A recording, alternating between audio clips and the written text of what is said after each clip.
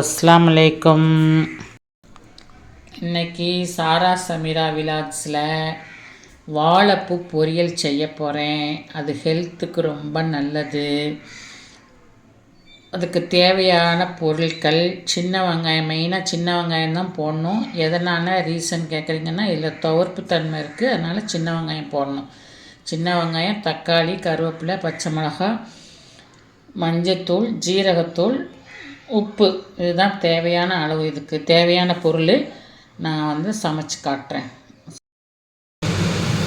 அஸ்ஸலாமு அலைக்கும். சட்டி காஞ்சிச்சு, கடுகு போடுறேன்.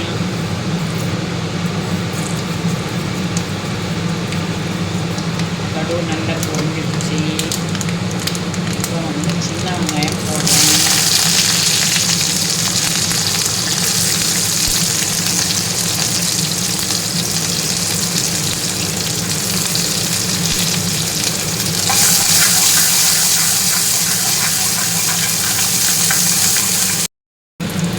நல்லா வதங்கிடுச்சு.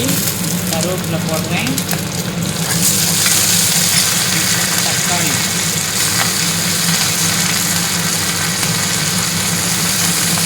பச்சை மிளகாய், காரத்துக்கு தகுந்தவாறு போட்டுக்கோங்க. பச்சை மிளகாய். இப்போ வாழைப்பூ நல்லா க்ளீன் பண்ணி நரம்பெல்லாம் எடுத்து வச்சுருக்கேன்.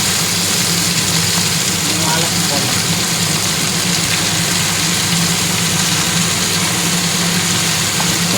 உப்பு, மஞ்சத்தூள், சீரகத்தூள் மூணையும் போடணும். நல்லா வதக்கணும்.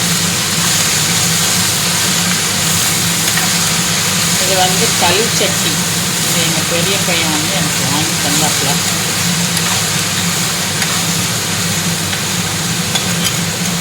சீக்கிரம் வெந்துடும் அந்த கல் சட்டியில். அப்புறம் ஹெல்த்தும் கூட. இது வாரத்துக்கு ஒருக்க செஞ்சு சாப்பிடுங்க. எங்கள் வீட்டில் நாங்கள் வாரத்துக்கு ஒருக்க மார்க்கெட்டில் கிடைக்கும் வாங்குவோம். இது பெண்களுக்கு கர்ப்பப்பைக்கு ரொம்ப நல்லது. நான் சொல்கிறேன்ட்டு சிரிக்காதீங்க. இது ரொம்ப நல்லது. என் வீட்டில் அடிக்கடி வாழைத்தண்டு, வாழைப்பூலாம் சேர்க்குவோம். இது சாம்பார் வைக்கலாம், கூட்டு வைக்கலாம், பொரியல் வைக்கலாம். அப்புறம் கறி கிடச்சிச்சின்னா நல்ல இலை ஆட்டுக்கறியாக கொத்துக்கறி போட்டு இதை செய்யலாம். நல்லாயிருக்கும்.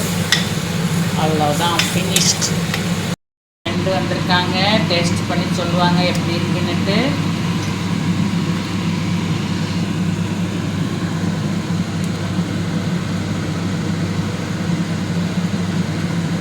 சூப்பராக இருக்குது. நல்லா வெந்திருக்கு. தேங்க்யூ. நீங்களும் செய்து பாருங்கள்.